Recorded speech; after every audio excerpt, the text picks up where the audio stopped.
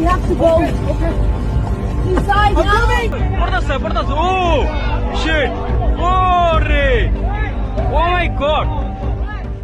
Langit malam itu tidak lagi gelap. Ia berubah menjadi panggung kehancuran yang menyala terang oleh kilatan api dan ledakan di udara.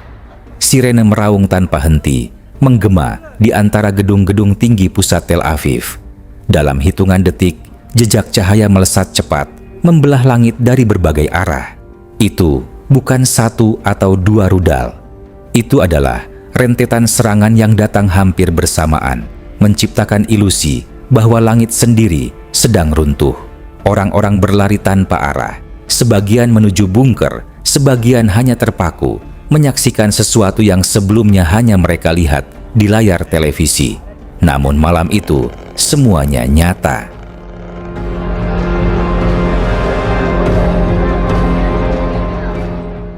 Serangan ini bukan datang tanpa peringatan, tetapi skalanya melampaui ekspektasi banyak pihak. Berbagai laporan yang beredar dari kawasan Timur Tengah hingga media internasional mulai mengarah pada satu kesimpulan yang sama. Iran melancarkan serangan rudal dalam jumlah besar ke wilayah Israel.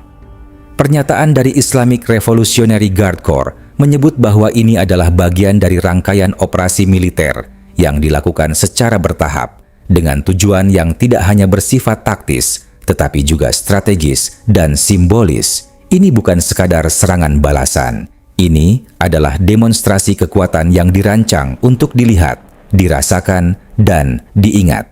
Di balik ledakan yang mengguncang daratan, terdapat strategi yang jauh lebih kompleks dari sekadar meluncurkan rudal.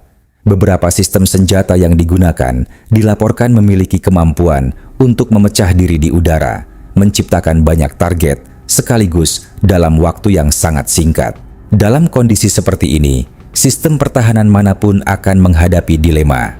Setiap objek yang muncul di radar harus diputuskan dalam hitungan detik, apakah itu ancaman nyata atau hanya umpan. Sistem seperti THAAD dan jaringan pertahanan berlapis Israel dipaksa bekerja di bawah tekanan yang belum pernah terjadi sebelumnya.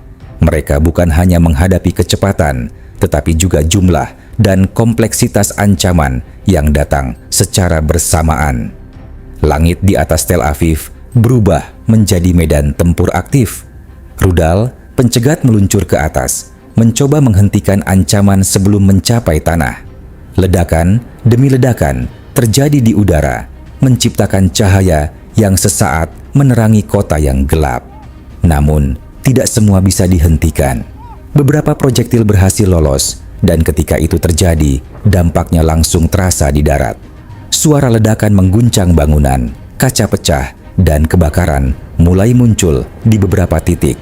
Kepanikan tidak lagi bisa dikendalikan sepenuhnya karena ancaman datang dari atas dan tidak terlihat sampai detik terakhir. Di tengah kekacauan tersebut, muncul klaim bahwa beberapa rudal membawa submunisi jenis hulu ledak yang akan pecah di udara dan menyebarkan banyak bom kecil ke area yang luas. Jika benar, ini menambah lapisan kompleksitas baru dalam pertahanan. Bahkan, jika satu rudal berhasil dicegat, fragmen atau submunisi yang terlepas tetap dapat mencapai daratan. Ini bukan hanya soal menghentikan satu ancaman, tetapi menghadapi efek berantai yang sulit dikendalikan sepenuhnya. Dampaknya bukan hanya fisik, tetapi juga psikologis, menciptakan rasa bahwa tidak ada tempat yang benar-benar aman. Wow! Wow!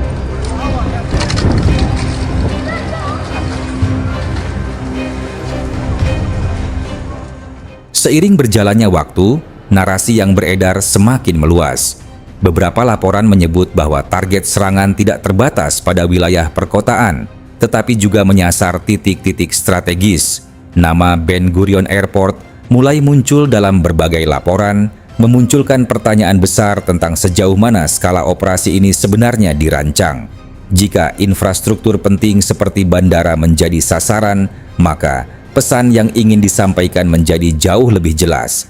Ini bukan sekadar tekanan militer, tetapi juga upaya untuk menunjukkan bahwa bahkan pusat logistik dan mobilitas pun dapat dijangkau.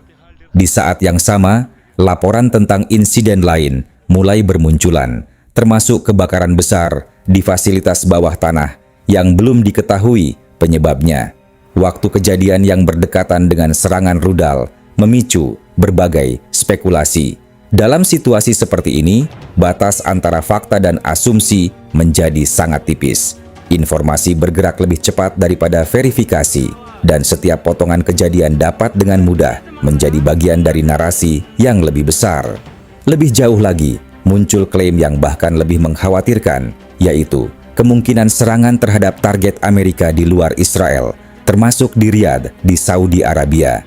Jika klaim ini benar, maka konflik ini tidak lagi terbatas pada satu wilayah. Ia berpotensi berkembang menjadi konfrontasi yang melibatkan lebih banyak pihak, dengan konsekuensi yang jauh lebih luas. Dunia internasional mulai memperhatikan dengan lebih serius, karena setiap eskalasi tambahan dapat memicu reaksi berantai yang sulit dihentikan. Di balik semua ini, ada satu dimensi yang tidak kalah penting dari ledakan dan rudal, yaitu perang informasi. Setiap gambar yang beredar, setiap video yang diunggah, dan setiap kalimat yang ditulis menjadi bagian dari medan tempur yang berbeda. Narasi dibangun secara real-time, membentuk persepsi publik sebelum fakta sepenuhnya terkonfirmasi. Dalam kondisi seperti ini, kebenaran tidak selalu menjadi hal pertama yang muncul. Yang lebih dulu hadir adalah versi yang paling kuat mempengaruhi emosi. Meski menghadapi tekanan besar, Israel masih berdiri. Sistem pertahanannya masih berfungsi, meskipun tidak sempurna. Intersepsi terus dilakukan, dan respons militer mulai terlihat. Namun, satu hal yang tidak bisa diabaikan adalah bahwa skala dan kompleksitas serangan ini telah mengubah dinamika konflik. Ini bukan lagi pertukaran serangan biasa. Ini adalah ujian terhadap kemampuan bertahan dalam kondisi tekanan maksimal. Pada akhirnya, yang terjadi di langit malam itu bukan hanya tentang rudal yang diluncurkan dan dicegat. Ini adalah gambaran tentang bagaimana perang modern berkembang menjadi kombinasi antara teknologi, strategi, dan psikologi. Iran menunjukkan bahwa mereka mampu menciptakan tekanan dalam berbagai dimensi, sementara Israel menunjukkan bahwa mereka masih memiliki kapasitas untuk bertahan, meskipun di bawah tekanan yang terus meningkat. Dan di tengah semua itu, dunia hanya bisa menyaksikan, menunggu, mengamati. Karena satu pertanyaan masih menggantung di udara, sama seperti jejak rudal yang belum sepenuhnya hilang dari langit. Apakah ini puncaknya? Atau justru awal dari sesuatu yang jauh lebih besar?